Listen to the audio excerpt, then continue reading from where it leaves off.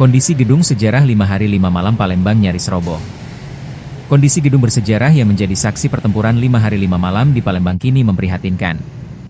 Bangunan yang terletak di Jalan Merdeka tersebut tampak rusak berat, dengan sejumlah bagian retak dan nyaris roboh akibat faktor usia serta kurangnya perawatan. Gedung yang dahulu menjadi tempat perjuangan rakyat Palembang melawan agresi Belanda pada 1 hingga 5 Januari 1947 itu, kini terbengkalai dan belum mendapat perhatian serius dari pemerintah daerah. Anggota tim ahli cagar budaya, TAK, Palembang, Kemas Ari Panji, menyayangkan kondisi bangunan yang memiliki nilai sejarah tinggi tersebut. Gedung ini adalah salah satu lokasi penting dalam sejarah perjuangan rakyat Palembang.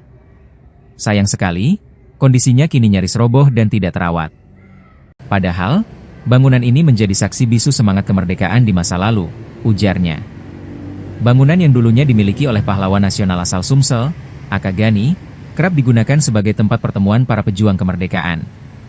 Menurut Kemas Ari Panji, gedung ini merupakan aset bersejarah milik pemerintah Kota Palembang yang seharusnya dijaga dan dimanfaatkan kembali.